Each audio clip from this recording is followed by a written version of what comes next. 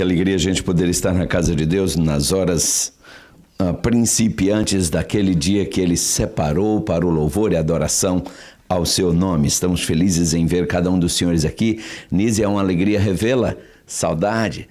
E que bom é ver também novamente aqui o meu querido irmão Ali, a minha amada irmã Mariluce, Renato, que eu também não vi quarta-feira, ou na terça, claro, e os demais, enfim. Mas é uma alegria ver cada um nesta noite. Eu acho que já podemos botar o slide. Nós esta noite, como os senhores sabem, no mês de outubro nós dedicamos dentro do nosso calendário ao tema, que já estava o slide logo que os senhores chegaram, não é isso? Sobre o tema, o espírito de profecia. E alguns perguntam, mas o que é o espírito de profecia? Eu penso que nada melhor do que o texto de Apocalipse, não está mudando, eu não sei se está fora da posição aí, mas Apocalipse capítulo 12, versículo 17, muito obrigado, e também Apocalipse 19, 10, são os textos que eu diria, de partida, não é, para nossas considerações dessa noite e que respondem à questão que nós acabamos de levantar. Apocalipse 12, 17 descreve uma ira que o inimigo tem contra um povo específico. Veja só a descrição dada aí por João ao ele escrever sobre esse assunto. Apocalipse 12, 17. Todos encontraram? O que é que diz aí na sua Bíblia? Diz aí que o dragão irou-se contra quem? A mulher. Contra a mulher. Nós sabemos que mulher em profecia é o que mesmo? Igreja. Então o dragão aqui representando Satanás está irado contra a mulher e diz a Bíblia que ele foi fazer guerra ao resto da sua semente. E agora a Bíblia nos deixa claro quem é esta mulher, contra a qual o dragão tem uma ira especial. Diz a Bíblia que essa mulher, ou seja, essa igreja, é composta daqueles que fazem o quê? Guardam os mandamentos de Deus e têm o quê? O testemunho de Jesus. Os mandamentos de Deus nós sabemos quais são. Não é? Isso estão lá em Êxodo, capítulo 20. Agora, e o que é o testemunho de Jesus? A Bíblia responde. É agora esse texto seguinte, Apocalipse 19, verso 10. Aí nós temos João,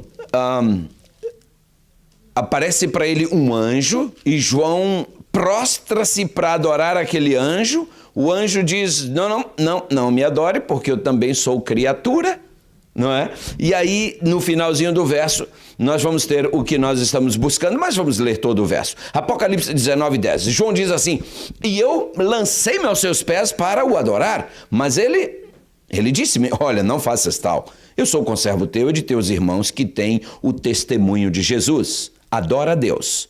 Porque o testemunho de Jesus é o quê? É o espírito de profecia.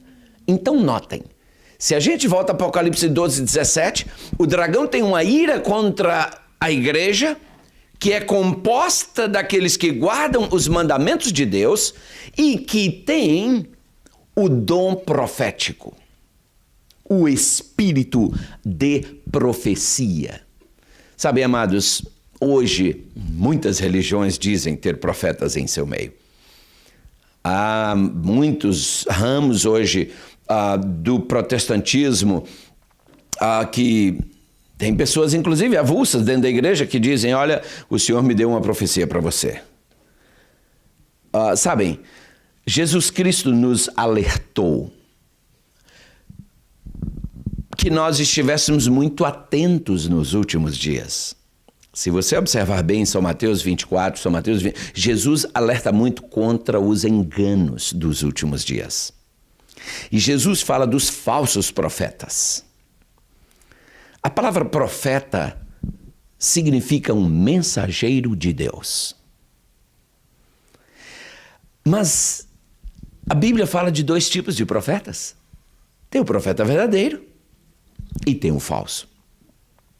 Então, para alguém se apresentar a mim como recebendo uma profecia de Deus para me transmitir, eu só aceito se essa pessoa primeiro passar pelo teste bíblico do genuíno profeta. o verdadeiro profeta. Essa pessoa tem que ter uma vida impoluta, perfeita, para ser um profeta do Senhor. Porque Deus não pode usar um vaso sujo, senão ele deixa de ser santo. Então essa pessoa tem que ter uma vida perfeita. Tem que ter uma vida alinhada com as Escrituras, a Bíblia, não é isso? O profeta Isaías diz, a lei é o testemunho. Se não falarem dessa maneira, jamais verão a alva. Um profeta verdadeiro, 100% das profecias que esse profeta falar tem que se cumprir. Porque nos tempos bíblicos, se 99 se cumprisse, mas uma falhasse, ele era apedrejado como falso profeta. Enfim, há um critério bíblico para um profeta poder levantar essa bandeirinha, eu sou profeta do Senhor. A palavra profeta, ela se amplia além de alguém que recebe mensagens diretamente de Deus. E escute bem, se você recebe alguma mensagem de Deus, se você dorme e tem um sonho que você entende que veio de Deus para você, eu tenho todo o respeito. Desde que esse sonho não esteja te mandando suicidar. Desde que esse sonho não esteja, você está pensando em casar e sonhou com uma irmã da igreja e agora tem que casar com ela, porque o Senhor me mostrou num sonho. Vai devagar com esse negócio, entendeu? Mas aparecem essas coisas por aí, esses sonhos. Cuidado, Deus não é incoerente.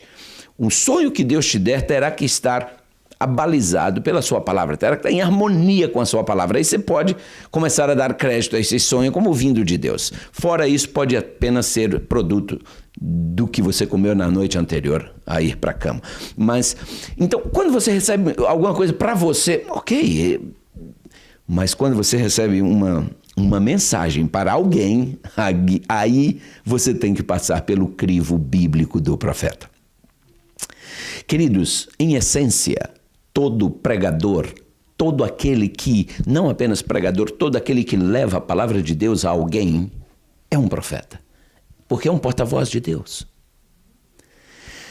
E um profeta verdadeiro, ele fala, assim diz o Senhor. A mensagem do profeta verdadeiro, ela é coerente com a Bíblia e não apenas açucarada. Ela traz também, não é isso, os amargos que tem aqui dentro. Que tem muito profeta hoje, em muitos púlpitos, falando para a igreja só o que a igreja quer ouvir.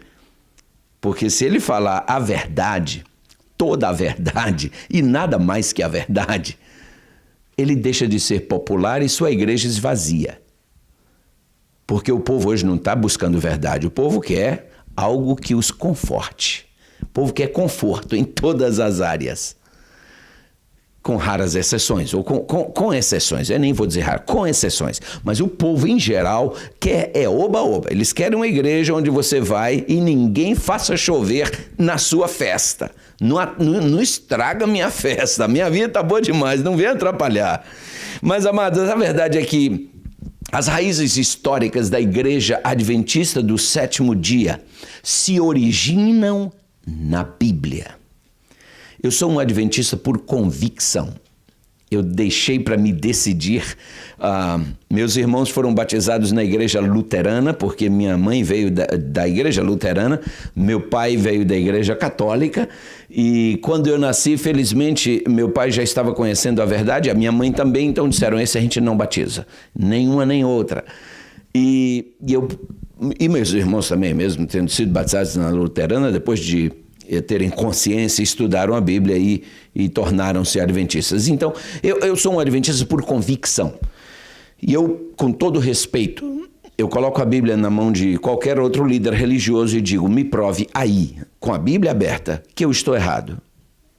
E eu vou me curvar, mas tem que ser com a Bíblia aberta e provar em toda ela. Não pega um texto fora do contexto, não pega um texto isolado, seu argumento tem que estar embasado em toda a Bíblia. E de fato, queridos, não encontrei ainda alguém em condições de fazer isso, porque não há duas verdades, só há uma. E a verdade bíblica é transparente, é cristalina.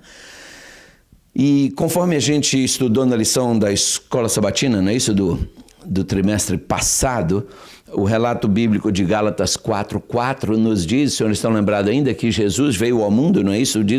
O texto diz assim, vindo à plenitude dos tempos, não é isso? Deus enviou seu Filho ao mundo. Ou seja, no calendário eterno de Deus, estava estabelecido o tempo quando ele enviaria seu Filho ao mundo. Jesus veio, queridos, e ele veio para trazer luz e trazer esperança da vida eterna. Amém? E, portanto, no tempo estabelecido por Deus, ele veio para revelar a glória do Pai. E como parte do processo de salvar a humanidade, Jesus revelou a glória do Pai e também instituiu, estabeleceu aqui na terra a igreja cristã. Ele fundou a sua igreja. Irmãos, quando a gente estuda a abertura dos 7 selos de Apocalipse, capítulo 6, nós uma vez fizemos esse estudo aqui, os senhores seguramente se lembram. Os primeiros 4 selos são representados por 4 cavalos de cores diferentes. Estão lembrados? Quando nós estudamos isso aqui. O primeiro cavalo, os senhores se lembram? Um cavalo branco, não é verdade? Quando esse selo é aberto, João vê um cavalo branco. E o que é que branco geralmente simboliza? Paz. Simboliza também pureza. Então, esse cavalo branco e o seu cavaleiro tinha um arco, um cavaleiro vitorioso montado nele. Esse cavalo branco representava, porque cada cavalo desse representa uma fase pela qual a igreja cristã passou. E a primeira fase da igreja é representada por esse cavalo branco, porque foi o período em que os apóstolos pregaram a doutrina no primeiro século, a doutrina que eles receberam dos lábios do próprio Cristo, a doutrina não adulterada, a doutrina pura. E essa doutrina pura, quando foi pregada, ela impactou o mundo. E impactou o mundo de tal forma que fez surgir o segundo cavalo. Você lê isso lá em Apocalipse, né? O cavalo branco, você lê Apocalipse 6, verso 2, e aí você, no verso 4, então, você vê o surgimento do segundo cavalo, um cavalo vermelho. Quando você pensa em vermelho, o que geralmente vem à sua mente? Sangue, perseguição, guerra. Então, quando o cavalo branco, né, representando a igreja primitiva, a primeira igreja, a mensagem foi pregada com poder, o diabo não deixou, ele nunca deixa de graça. Ele suscita, ele faz surgir a perseguição. E aí o sangue dos cristãos foi derramado. Veio a perseguição sobre a igreja. Esse é o período histórico que começa aí com a morte do último apóstolo, que foi João, não é isso? E se estende até o ano 313, mais ou menos. É o período que compreende esse segundo cavalo, o cavalo vermelho. E no ano 313 entra na história um imperador chamado Constantino, que se diz convertido ao cristianismo, e diz, vamos parar com esse negócio de perseguir os cristãos. Eu era pagão, agora me converti ao cristianismo, disse Constantino. E o imperador cristão, claro que ele não vai tolerar que os cristãos sejam perseguidos. Ele disse, não, acabou com esse negócio. Chega de sangue. Constantino se finge convertido, não é isso? Ele diz ter visto um sinal da cruz no céu, só ele viu, e ele disse que ouviu uma voz que dizia, sob este signo vencerás. E Constantino, então, agora se torna, entre aspas, cristão.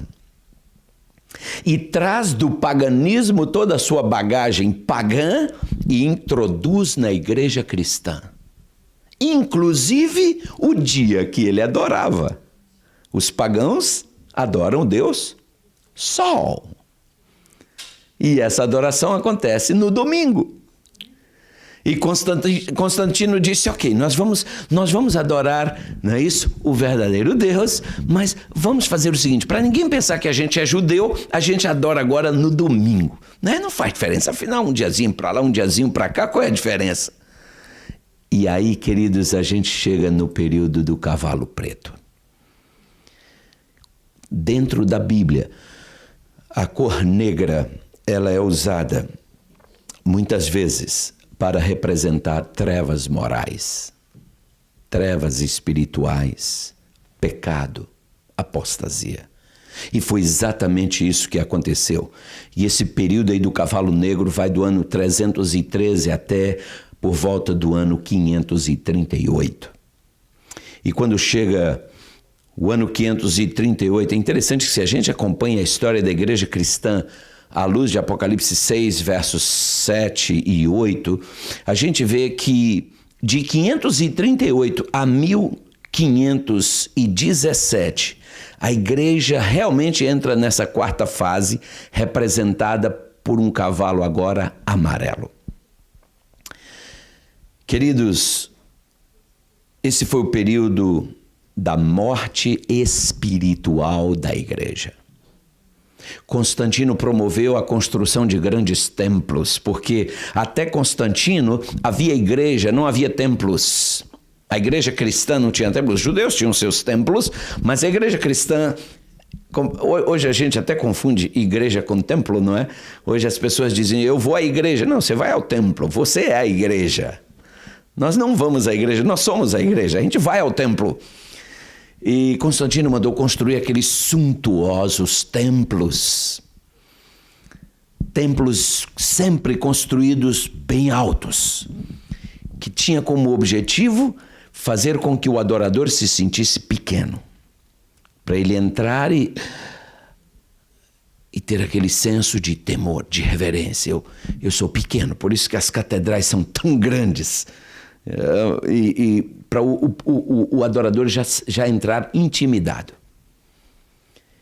E agora tinha suntuosos templos, mas uma igreja morta, uma igreja sem doutrina, uma igreja apostatada, uma igreja sem missão, uma igreja sem mensagem.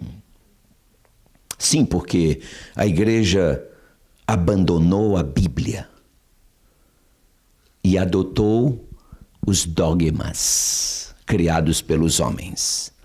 Eu tenho um videozinho, Everton, eu não sei, eu não combinei nada disso com Everton, mas daquele bispo que fala qual é o erro dos protestantes, não é isso? Se você puder, enquanto eu vejo aqui no YouTube, aí você achar... os senhores, por certo, já viram esse vídeo de um bispo lá no Brasil, onde ele diz que o erro dos protestantes é colocar a Bíblia aqui e a igreja aqui. Ele diz, se você coloca a Bíblia aqui e a igreja aqui, você já não é católico, você é protestante. Porque a Bíblia está aqui, a igreja está aqui. A Bíblia surgiu da igreja. E eu fico pensando quanta gente inteligente dentro da igreja católica. E houve um negócio desse. E, pelo visto, parece que não contestam. E, de fato, a igreja teve que fazer isso com a Bíblia, porque se os fiéis lerem a Bíblia, a igreja católica fica vazia. Porque foi nesse período do cavalo amarelo. Você tem, professor? Por favor, vamos ver rapidinho. É um vídeo curtinho, mas eu acho que valeria a pena a gente vê-lo, porque falando assim parece inacreditável que alguém defenda essa teoria. Voltando, um católico deve ser católico de corpo inteiro. Quando um católico se coloca acima da igreja para julgá-la, já deixou de ser católico. E quando um católico diz, eu vou pegar a Bíblia para ver o que a igreja está dizendo, ele também já virou protestante. Aqui está o erro dos protestantes, colocam a Bíblia acima da igreja. Isso é bobagem pura, porque a Bíblia nasceu na igreja. A Bíblia é a expressão da fé da igreja. Santo Agostinho dizia, eu creio nas escrituras porque a igreja me diz para crer nelas. Então a Bíblia é o livro da igreja. O que os senhores dizem? É inacreditável.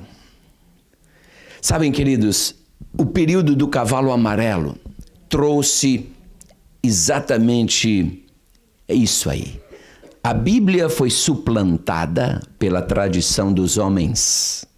O que a igreja diz é que é verdade. O que a Bíblia diz é secundário. A palavra de Deus passou a ser pisada. A igreja mandou queimar as Bíblias. A igreja queria eliminar a Bíblia. Um absurdo. Visitando Paris, eu vi algumas áreas da cidade onde a pessoa que estava comigo morando ali dizia: pastor, aqui foram queimadas pilhas e pilhas de Bíblias pela Igreja Católica. E eu estava diante da igreja de Notre Dame, lá em Paris. E ali tem uma pracinha assim, retangular, com uma mureta mais ou menos dessa altura, onde os turistas ficam fotografando a igreja, que era uma igreja muito bonita, de fato. E eu estava ali olhando para aquela igreja, e a pessoa ao meu lado dizia assim: pastor, e lembrarem da noite de São Bartolomeu? Eu disse: Quando diz a história que tantos cristãos foram martirizados em frente àquela igreja que o sangue deles dava no meio da canela. Qual o pecado deles? Não aceitarem os dogmas da igreja, não aceitarem o argumento desse bispo aí. Eles diziam: não, nós ficamos com a Bíblia. E a igreja os matava. Por isso que o cavaleiro montado no cavalo amarelo, chama-se morte. Irmãos, é interessante quando a gente volta um pouquinho no tempo do cavalo vermelho, estão lembrados? O cavalo vermelho, naquele período, o segundo cavalo, você tem ali pagãos perseguindo os cristãos. Foi o tempo do cavalo vermelho. Quando você entra no período do cavalo preto, foi o tempo patrocinado por Constantino, não é isso, que se tornou cristão, boto entre aspas. Então veja, no tempo do cavalo vermelho, pagãos perseguiam cristãos, cristãos de verdade. No tempo de Constantino, cristãos passaram a perseguir os pagãos. Sob o patrocínio de Constantino, chegou a hora de a gente dar a eles o que eles merecem. Chegou a hora de a gente ir à revanche. Então agora os cristãos, pseudo-cristãos, começaram a perseguir e perseguiram muitos pagãos. Tempo do cavalo preto. Agora, no tempo do cavalo amarelo, é interessante que já não eram pagãos perseguindo cristãos, nem cristãos perseguindo pagãos. Agora, no tempo do cavalo amarelo, eram cristãos, entre aspas, perseguindo a cristãos de verdade. Esse foi o período em que milhões foram mortos. Você já ouviu falar ainda chamam de Santa Inquisição. Foi o período, queridos, em que, segundo alguns huguenotes contemporâneos, o total de huguenotes executados chegou a 300 mil. Porque a igreja declarou hereges todos aqueles que decidiam ficar com a Bíblia contra os dogmas católicos.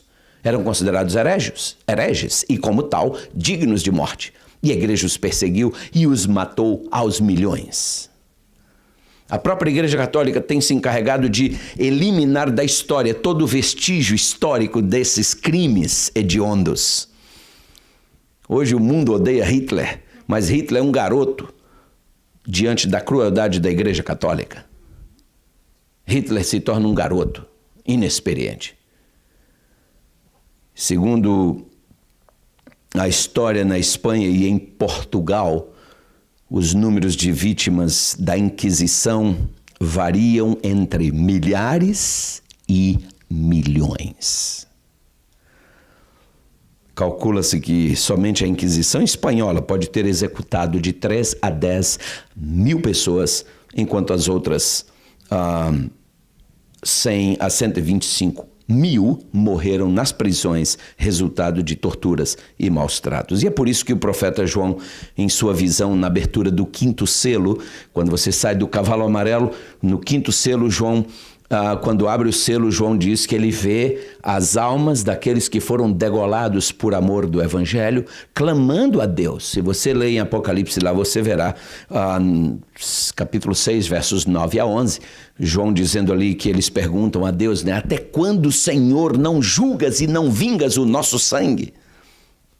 Irmãos, é no contexto do quarto selo que nasce a reforma protestante. Eu acho que parou de mudar aí. Obrigado, Negão, pelo vídeo. É nesse contexto, queridos, que desponta a reforma protestante. Um monge católico, jovem ainda, chamado Lutero, ele começa a ler a Bíblia porque ele era um homem sincero. E Lutero começa a ver as incoerências entre o que a igreja ensinava e o que a Bíblia dizia.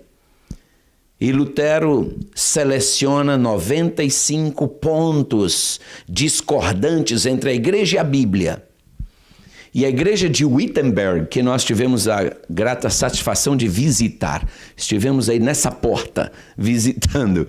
Essa igreja, Wittenberg, essa porta da igreja era o lugar onde se afixavam as mensagens, as notícias importantes para a cidade. Era o jornal da cidade. Todo mundo queria saber das últimas ocorrências, ia-se à porta da igreja. Estava ali.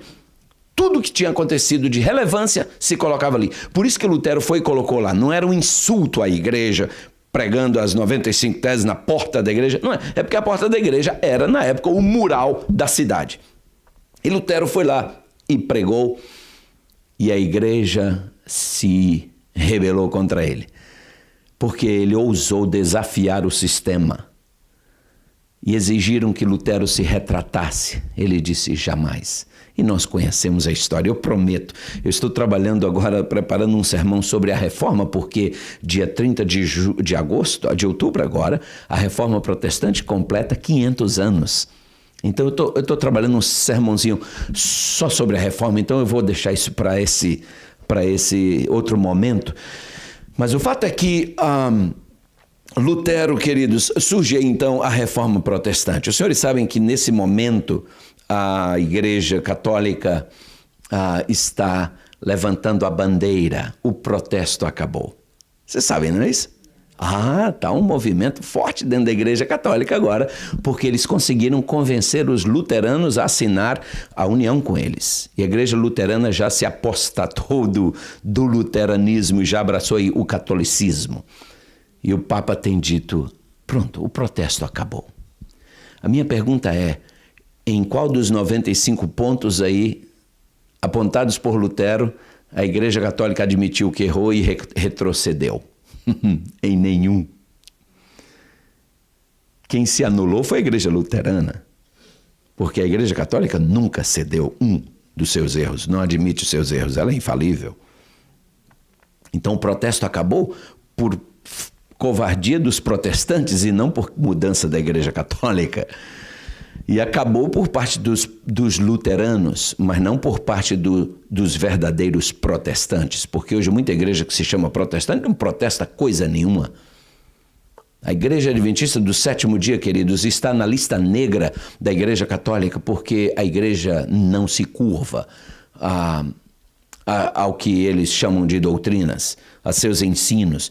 E no final do século XVIII, início do século XIX, diversos estudiosos cristãos passaram a investigar vários fenômenos naturais, políticos sociais, tais como o grande terremoto de Lisboa, por exemplo. Os senhores seguramente já ouviram falar nesse terremoto que aconteceu no dia 1º de novembro de 1755, um terremoto que teve o seu epicenter em Lisboa e atingiu não só Portugal, não só a Europa, mas atingiu a África, a Ásia, a Groenlândia.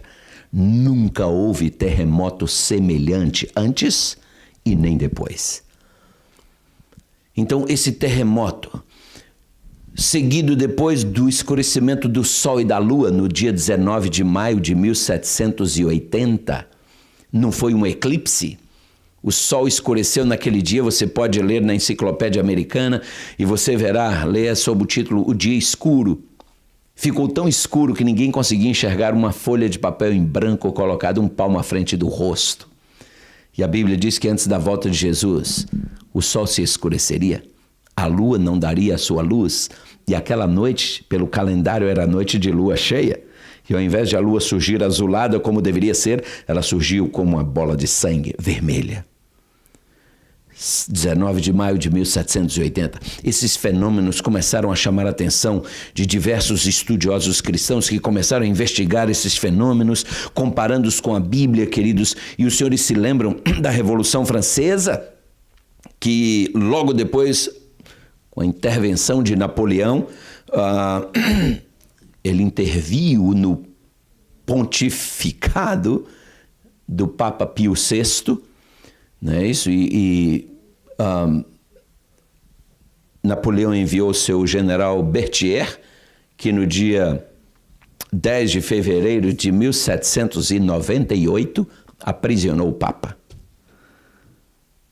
E aí você vê na profecia bíblica quando a besta receberia uma ferida mortal.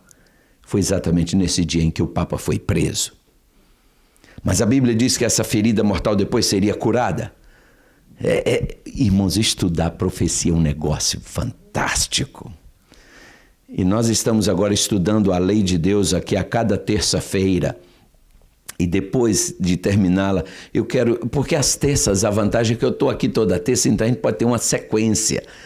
Então, se você tiver energias para vir às terças-feiras, eu acho que você não vai se arrepender. Nós poderemos depois revisitar as profecias do Apocalipse. É um estudo simplesmente fantástico. Mas, enfim, esses estudiosos cristãos começaram a investigar tudo isso. Aí chega o dia 13 de novembro de 1833 e acontece, especialmente aqui nessa região da Nova Inglaterra, a maior chuva de meteoros da história. E a Bíblia descreve também como sinais, antecipando a volta de Jesus, essa chuva de estrelas. E tudo isso começou a chamar a atenção desses homens, queridos. E dentre esses pioneiros, destacam-se homens como Guilherme Miller, Tiago White. Quem era Tiago White? Tiago White nasceu no dia 4 de agosto de 1821, aqui no Maine, e era um indivíduo que tinha um talento tremendo como organizador, administrador e editor, e ele foi de uma grande utilidade no início do movimento adventista. 6 anos depois que ele nasceu, nasce uma menina. No dia 26 de novembro de 1827, nasce uma garotinha que os pais colocaram o nome de Ellen Gold Harmon, na cidade de Gorham, no Maine. E no dia 14 de agosto de 1831,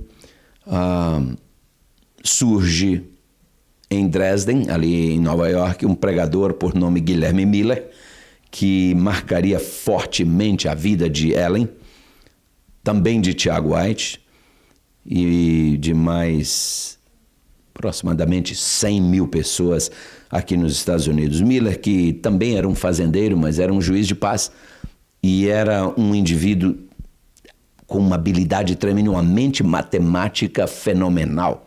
E ele gostava muito de estudar as escrituras, as profecias, e o estudo sistemático de Miller o fez chegar à conclusão de que Jesus voltaria à Terra no ano de 1843, e Miller começou a pregar isso com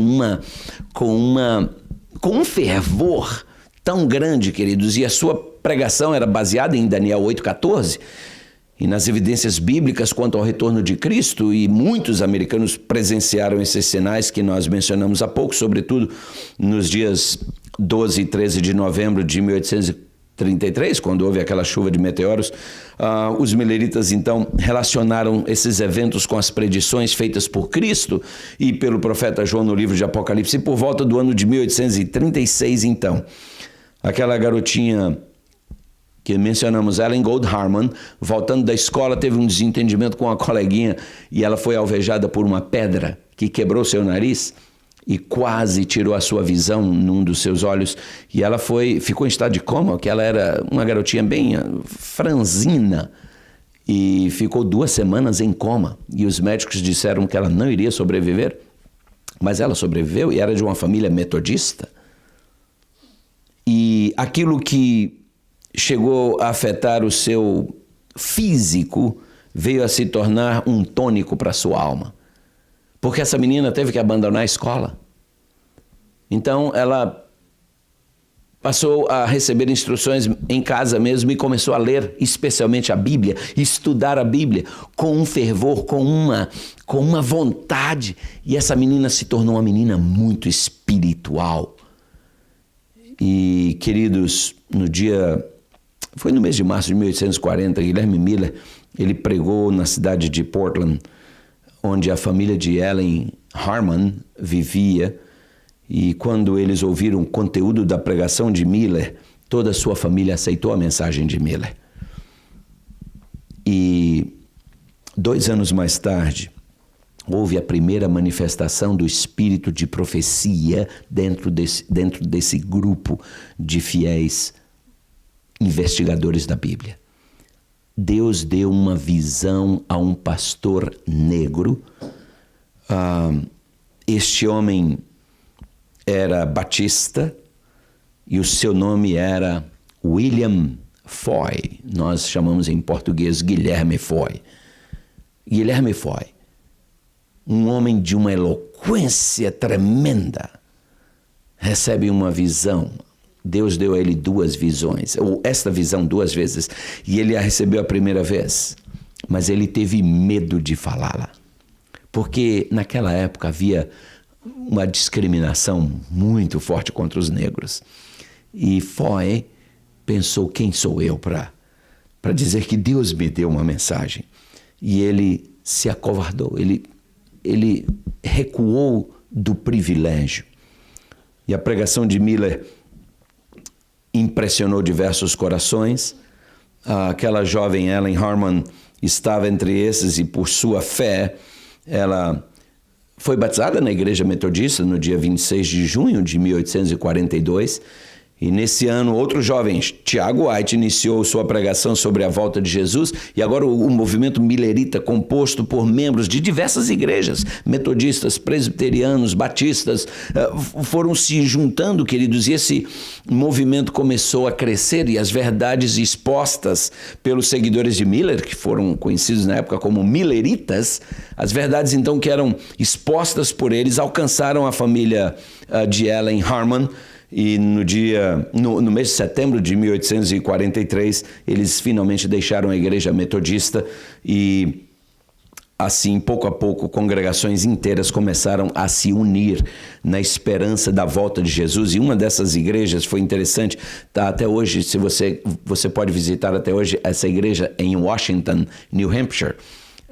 Essa igreja era, na época, liderada pelo pastor Frederick Wheeler e toda a igreja aderiu ao movimento que na época começou a ser chamado já de adventista, porque eles pregavam o advento de Jesus, mas ainda não era a igreja adventista do 7º dia, só veio a ser organizada bem mais tarde.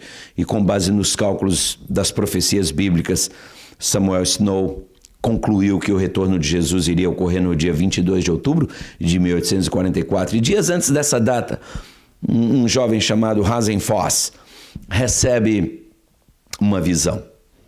E nessa visão ele vê os mileritas caminhando rumo à terra prometida. Mas assim como aconteceu com William Foy, esse moço Hazen Foss também não teve coragem de declarar a visão. Teve medo, se sentiu intimidado. E, queridos, mais tarde, quando ele tentou relatar sua experiência, ele não lembrava mais. Ele sentiu que o Espírito Santo o havia deixado, ou seja, o havia liberado daquela tarefa especial e daquele privilégio especial. E cerca de 100.000 pessoas aguardavam agora a volta de Jesus, no dia 22 de outubro de 1844. Muitos estavam em casa, outros estavam nos bosques. Um grande número foi lá para a fazenda de Miller, onde tem uma rocha, né? E ali ficaram esperando a volta de Jesus. Passaram o dia esperando e Jesus não veio. Deu meia-noite e Jesus não veio. E aí caracterizou-se o que chamamos o grande desapontamento. Interessante ver que até esse desapontamento estava profetizado, porque João recebe da mão do anjo um livrinho, o anjo manda João comer o livrinho, e ele disse que esse livrinho na boca foi doce como mel, mas quando bateu no estômago foi amargo como fel. Esse livrinho era doce na boca, era o estudo comendo. O profeta Jeremias diz, achando-se as tuas palavras, logo as comi. Eles estavam comendo as escrituras e tudo se encaixava. Se você estuda as profecias de 2.300 tardes e manhãs, que foram as profecias que Miller... Uau, você diz, caramba, se encaixa como um quebra-cabeça perfeito. Só que eles confundiram, eles se equivocaram, foi quanto ao fato. E Deus, tão misericordioso que numa noite, depois de eles estarem estudando, depois de ter passado o desapontamento, muitos, como dizem lá no Brasil, jogaram a toalha. Viraram as costas para Deus, se desapontaram com a religião, com Bíblia, disseram, não quero mais saber de Bíblia. Mas um grupo sincero disse, não, Deus não errou. Se houve algum erro, fomos nós que erramos. O erro está em nós, não na profecia, não em Deus. E continuaram investigando. E uma noite, estava cansado já desse exame, desse estudo, dessa investigação, esse moço chamado Hiram Edson. E ele disse, gente, eu vou para casa, eu vou descansar um pouco. E quando ele ia para casa, passando no meio de um milharal, ele tem uma visão. Mais ou menos como João tinha, Deus deu a esse moço chamado Hiram Edson. Ele vê como que se o céu estivesse se abrindo e ele vê Jesus passando do lugar santo para o lugar santíssimo no santuário celestial. Hiram Edson diz, tá aí. E ele volta correndo e conta para o grupo que ele viu. E agora o grupo volta a investigar a Bíblia com isso em mente. E eles dizem, realmente agora sim encaixou a peça que faltava. E de fato, queridos, em 1844, dentro da profecia bíblica, o que eles interpretaram como sendo a volta de Jesus foi Jesus passando do lugar santo para o lugar santíssimo, começando a última etapa. Dentro das igrejas que você estuda em Apocalipse, você chega na 7ª igreja, a igreja de Laodiceia. É o último período histórico do cristianismo. Começou em 1844 e vai até a volta de Jesus. É o período que nós estamos vivendo. E amados, a igreja adventista brota dentro desse contexto de estudo da Bíblia, de investigação. Nesse estudo, esses metodistas, batistas, descobrem o sábado e dizem, peraí, mas como a gente nunca viu isso? E aí começaram a interrogar seus pastores. E seus pastores começaram a dizer, vocês estão estudando muito, vocês estão começando a delirar. Vocês estão ficando loucos. E eles começaram a ser expulsos de suas igrejas. E aí brota o movimento adventista. Me encanta o nascimento da igreja adventista. Não foi um espertalhão desempregado que precisava arranjar dinheiro e abrir uma porta de uma garagem, começou a gritar aleluia, bater a cabeça no chão e logo começou a encher de gente. Não. A igreja adventista nasceu de joelhos, com a Bíblia na mão. Há por aí quem nos chame de seita, dizendo que nós temos doutrinas que vieram de Ellen G. White. Esse pessoal deveria ter vergonha de mentir de forma tão descarada. Não há uma doutrina adventista que tenha sido produto de Ellen G. White. Não há uma. 100% das doutrinas adventistas são extraídas da Bíblia. 100%. Ellen G. White, um dia alguém perguntou a ela, você é uma profetisa? Ela disse, eu não. Eu sou um mero instrumento que Deus decidiu usar. Interessante. Um dia também perguntaram a João, és tu profeta? Qual foi a resposta dele? Eu não. Mas Jesus disse que não houve nenhum nascido de mulher igual a ele. Queridos, Ellen G. White nunca aceitou que seus escritos, ela produziu 69 livros. Lembrem-se, ela não terminou o primário. E eu te convido a ler um livro de Ellen G. White, tendo isso em mente, uma garota que abandonou a escola sem terminar o primário. Leia um livro dela. e me diga o que você acha. Porque eu ouço muita gente jogando pedra em Ellen G. White, mas nunca leu um livro dela. Então você não pode fazer isso. Você não pode jogar uma pessoa sem conhecê-la. Como ela já morreu, só tem um jeito de a gente conhecê-la, lendo os livros dela, o material que ela produziu. E ela sempre insiste que os livros dela são uma luz menor para conduzir a essa luz maior.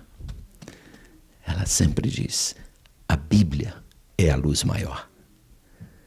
E aí está mais uma evidência de um verdadeiro profeta. Queridos, tem um videozinho que foi preparado pela Igreja Adventista ao a igreja completar os seus 150 anos. Eu quero compartilhar com os senhores esse videozinho. Ele não é longo, mas vejam só, especialmente para estimular nossos jovens. Porque essa igreja nasceu com jovens. Vamos ver um pouquinho.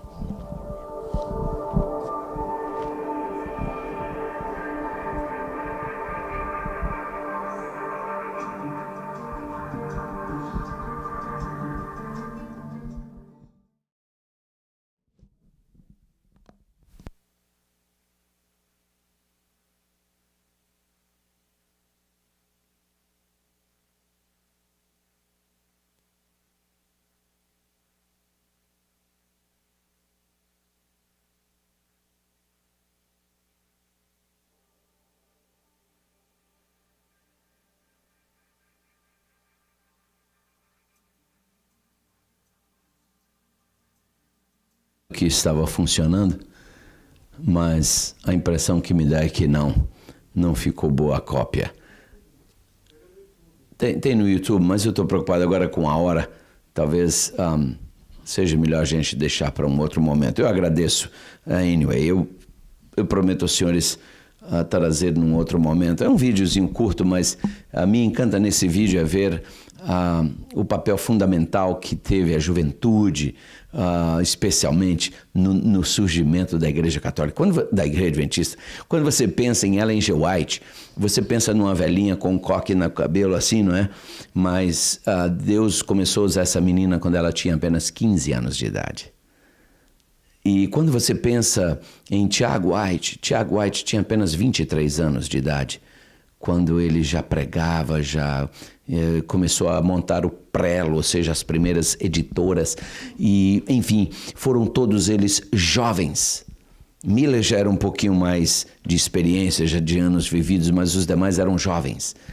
E sabem, queridos, lendo o livro Mensagens Escolhidas, volume 3, a página 162, ali eu encontro assim, e é um texto que todos conhecem, eu tenho certeza, diz assim: ao recapitular a nossa história passada, havendo percorrido todos os passos de nosso progresso até ao nosso estado atual, posso dizer, louvado seja Deus.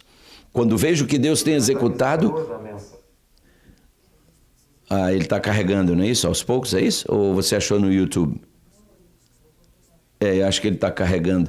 Então, já a gente libera. Deixa eu só terminar então lendo aqui. Diz assim: quando vejo que Deus tem executado, encho-me de admiração e de confiança na liderança de Cristo. Nada temos que recear quanto ao futuro, a menos que esqueçamos a maneira em que o Senhor nos tem guiado e os ensinos que nos ministrou no passado. Esse texto para mim é fantástico. Então, vamos ver se o videozinho rola então. Desculpem, queridos, por essa falha técnica aí.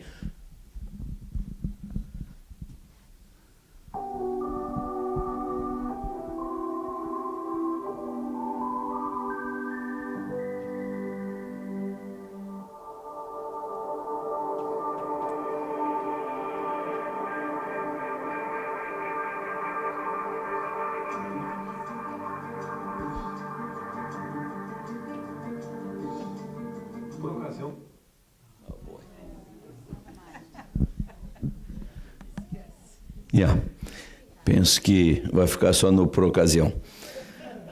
Mas, irmãos, vejam, a Igreja Adventista, no seu início, houve um grupo de líderes das denominações já, na época, estabelecidas, como dizíamos, a Igreja Metodista, Luterana, Presbiteriana e outras, e eles decidiram evangelizar o mundo.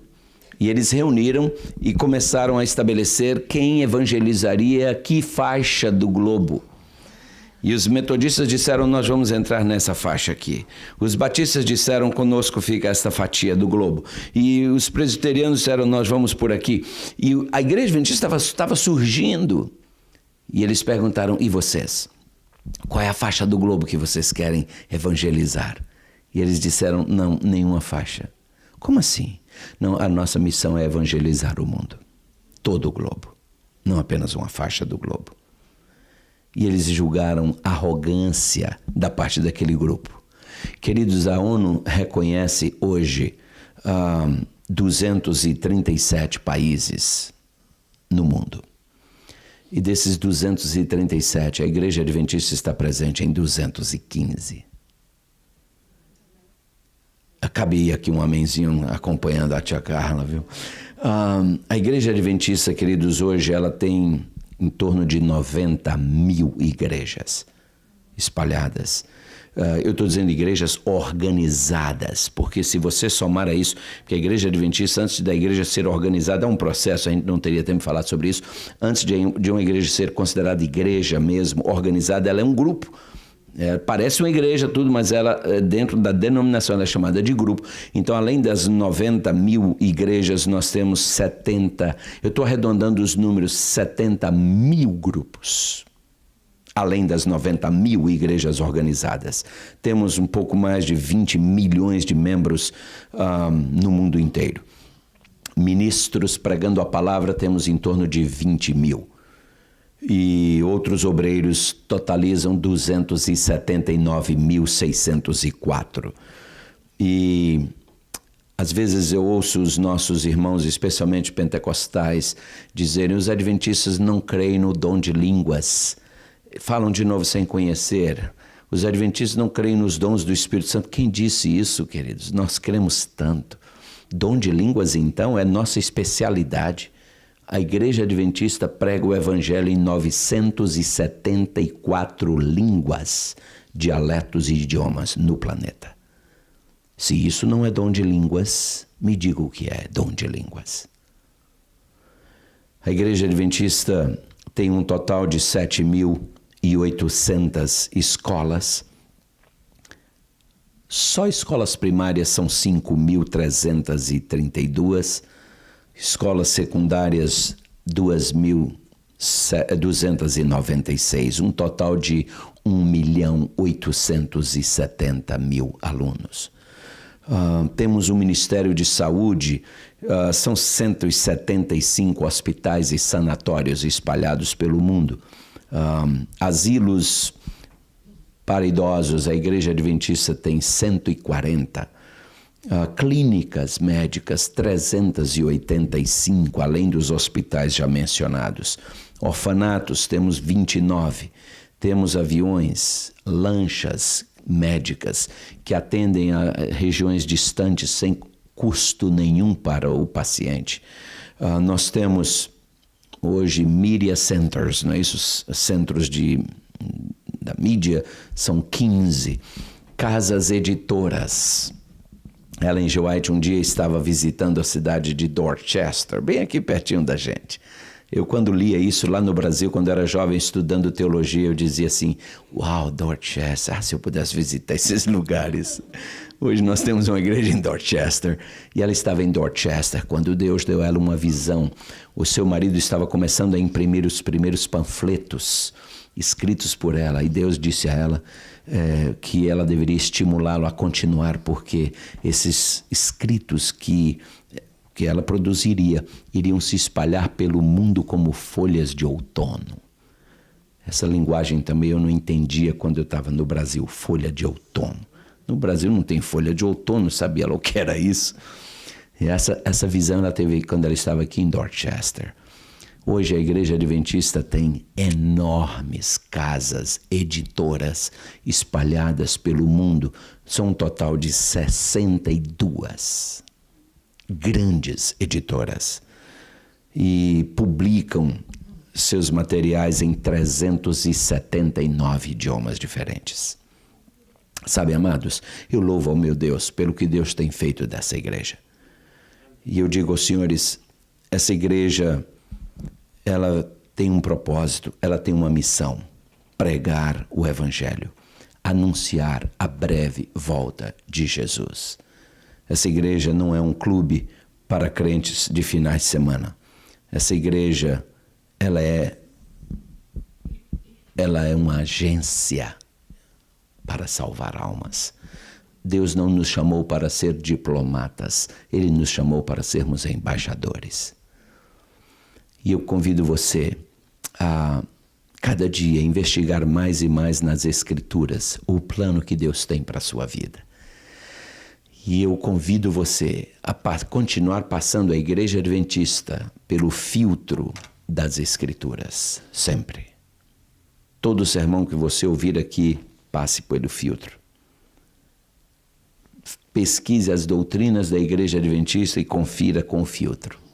Isso vai te dar a convicção que eu tenho de que eu pertenço àquela igreja representada pela mulher, que é formada pelos que guardam os mandamentos de Deus e tem o testemunho de Jesus, que é o espírito da profecia. Convido você a cantar comigo